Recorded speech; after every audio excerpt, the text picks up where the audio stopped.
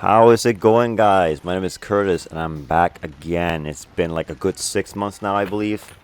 Maybe 7. So, this whole update that got released, update 29, finally. We've been waiting for a good year now, and honestly, the Pavlov lobby has been dead, which is why I haven't been uploading as much at all. Or actually, not at all since then. And I've also kind of wanted to wait on this update to kind of, go with that for a video, but. But yeah, so what do we have with this update? So that's what we're gonna go over this video. So with Unreal Engine 5.1, we actually get by far the biggest thing is optimization. We also have some new sound reverb and some new sound effects for guns and whatnot. And if you're like, let's say, in the tunnel, you have like a nice echo sound. And if you're like outdoors and there's gunfights going on around, you'll hear like a nice distant echo, which is quite nice. On top of that, though, with all this new thing going on, there is one unfortunate thing. Pavlov is going to be retiring the Steam Workshop. So any maps that are on the Steam Workshop can no longer be used, and they're deemed, they just don't work anymore. I don't know what I was trying to say there. They don't work anymore. So what's going to happen now is we're going to be going to Mod.io. If you're not familiar with Mod.io, it's the same website that has mods for like tabs and some other games, I believe. So we're going to be using that instead, which is a lot more reliable. And I'll show you once I get on VR, and I'll show you everything how that works. It's actually quite neat. Along with that, though, Pavlov has also been released for the PlayStation 5 VR 2. So that means that PC players are going to be cross-play with the PS5 VR 2 players, which will mean a lot more players per lobbies and so forth. So bigger push and more content for me. No, seriously, though. But that is actually kind of good, though, because we do need more players on Pavlov, because it's been kind of dead for some reason, especially after this big update that took so long. So, yeah, the only downside to that is that they can only be done with standard maps and game modes. So any form of like workshop mods and whatnot will not work for crossplay. So another thing they also did was they actually worked on is it the IK system? Basically, you can go pro now. So instead of looking like you're crouching and taking a huge dump, you can actually crouch properly now and like move around. So that's good.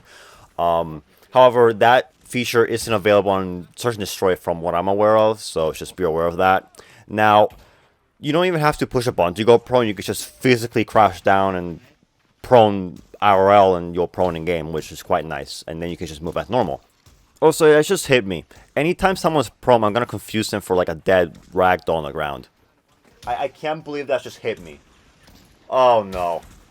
It'll be fine, I'm sure. We also have some other nice things. We have hand gestures, and I'm on Quest 2, which I can still do hand gestures just fine, which is quite nice. So you can, thumbs up, thumbs down, flip people. That wasn't a joke, by the way. Another thing we also got is some new character designs. Again, so there's going to be 5 unique character models for each team, NATO and what's the other one, like Russian or something.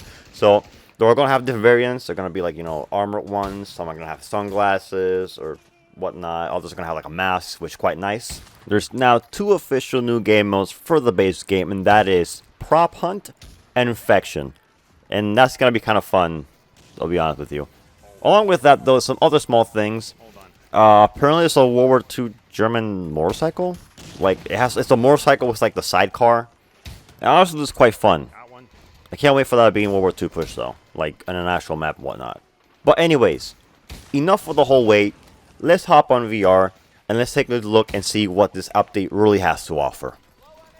Stick around, this new... So right off the bat, you'll see when you first start up Pavlov, this new menu here, which is pretty self-explanatory. But I love what they did with the actual, like, boot up logo. Just look at that. Bankrupt Games. And then you got those other stuff at the bottom. It's actually pretty good. I like it.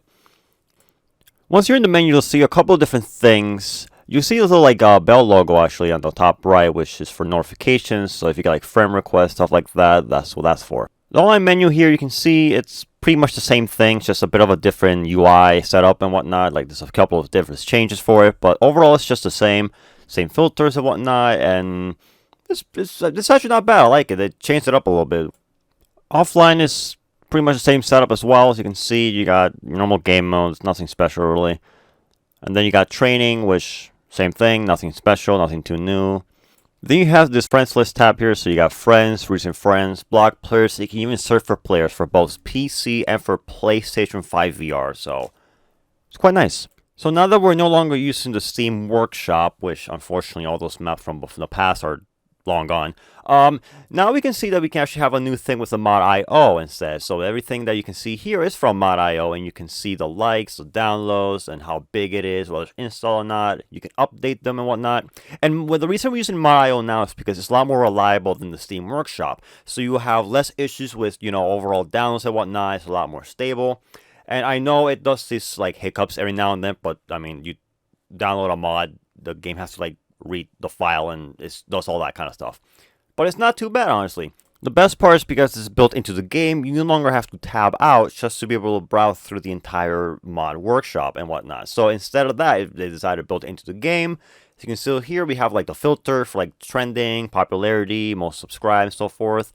You got a search bar and all that kind of stuff. And here's your download queue page in case you're curious on what's downloading. For settings, not too much has changed. You have a movement vignette. Is that how you say it? I'm pretty sure that's how you say it. That's so when you move around, it shows like this like shade around your your vision. It's for comfort, I believe. Gore level, you can change that now. Well, I mean, you always could, but now you have the option for not having that. And you have name tag transparency there. We have just about the same thing here as well. Video settings are the same, and audio. Not too much has changed here either. We have like real-time reverb, which is what I was talking about earlier, and yeah. So then you have your credit screen, which shows the credits, and then you got the exit button, which it has not changed at all, surprisingly. Anyways, let's go to the shooting range and see what we got. Every shooting range now is going to have a gun offset adjuster, and basically what that does is that it will adjust your offset. You can use this, so if you want the offset to be the exact same for all weapons across the game, you can do that, or you can individually adjust them to your liking, which you can take the time to do. So if you will have like a pistol, you want it to be kind of like further away from you or whatnot, or if you're like a sniper, you can have it closer to you for comfort and whatnot. This will definitely help a bunch of people aim better, I think. I don't know. If it's close to you, then, the sights will be easier to see, like usually what I do here, but you can do this for a bunch of guns, even the World War II guns. So definitely try this out when you have the chance. So it's actually pretty good, and I highly recommend you use it. Hand gestures now is thing, so you can point, you can thumbs up, you can thumbs down, you can flip people off if you really wanted to. And just like a couple of other things, things like a rock version or whatnot. Like, let me see if I can do it. There you go. Yeah, that's the one. Yeah. So there's that now, though. And mind you, I'm on the Quest 2, so I don't have like special hardware that can do that. It's just the way it is. Another thing that was also introduced was the new smoke effect. Now, smoke grenades can sometimes be confused for normal grenades. That's why smoke grenades now have a smoke trail behind them. And when they go off, they will animate this nice, smooth smoke just coming out of the thing, which is amazing. It lasts about 30 seconds, same thing as it's always been. Now, if I just throw one here, it got stuck on the... Okay. Regardless.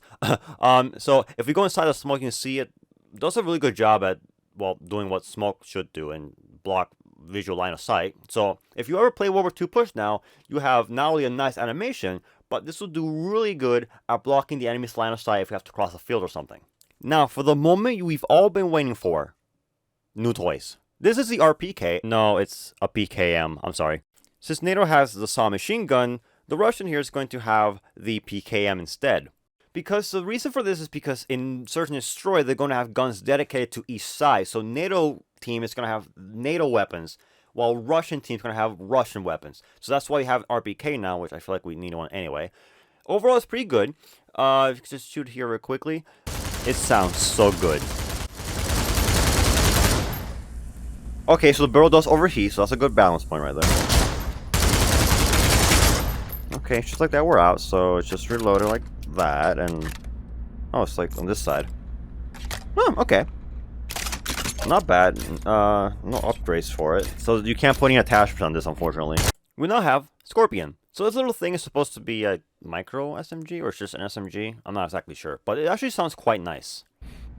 So let's see how this shoots. Oh, it's not bad. It's a small ammo capacity, but it's not bad. Not bad at all. Alright.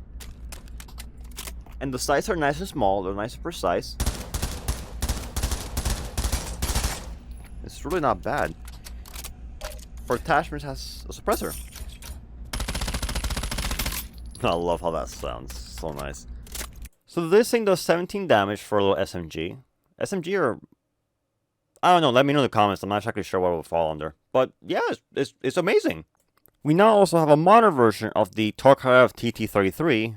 Sorry if I mispronounced that. On top of this, the 1911 now has its own World War II variant and a modern variant. So the modern variant is the classic 1911 that we've all known throughout Pavlov over the years, which is the one that has those green fiber optic iron sights. While the World War II variant does not have those green fiber optic sights. I think they're fiber optic, and it's just straight up iron sights, and you cannot put the red dot on it.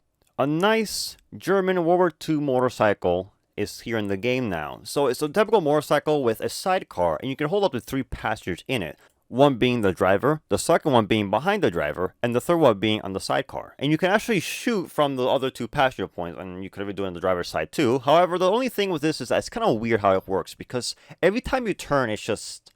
It tips over so much for a motorcycle. And if it was just a motorcycle, it would make sense. But it has a sidecar, so I don't understand why it tips over so much for what it is. Try it out and see how it feels like.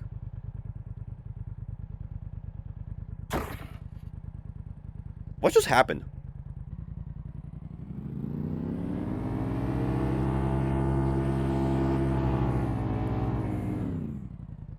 You turn left and it wants to like roll over for some reason. It's supposed to do that. So this motorcycle is called the BMW R75 and it was made in, well, you guessed it, Germany. And decided to actually go ahead and put in the game for World War II push, which I really like it. Now there are a couple of other like small things that I don't really feel like mentioning because, well, it's just like small like bug fixes and stuff like that, which isn't really worth mentioning. But I mean, you can always look at the entire update log on the Steam announcement thing for Pavlov, which everything's on there if you're curious. But it pretty much does it, honestly. I can't wait to see what this new thing has to offer, and I hope that people become more active. Also, devs, if the motorcycle is not intended to do that, please. There's one major thing that I noticed about this update after playing Pavlov for a while, and that is just the optimization is just so much better. Do you know those servers where they just grab like a random CSGO map or a TDM map and they just throw in like 30-40 people at a time? In the past, that would lag so badly. It was nearly unplayable, but now it's just so smooth. Like, it's a lot better now. And I'm starting to realize the possibilities of having like bigger servers, like, you know, World War II push and TDM. It might just be possible in the near future, honestly. I'm really excited over it. Anyways, guys, that's going to conclude this video. I'm so happy that we finally got an update for Pavlov. I can make content again. If you enjoyed this, make sure to subscribe, turn on those post notifications. Make sure to like the video. You don't have to like the video, but if you want to, then go ahead. I'll truly appreciate it if you could. And let me know your thoughts on this in the comments, actually. I'm kind of curious. Alright, more content for the near future. Thank you very much for watching, and I'll see you in the next one.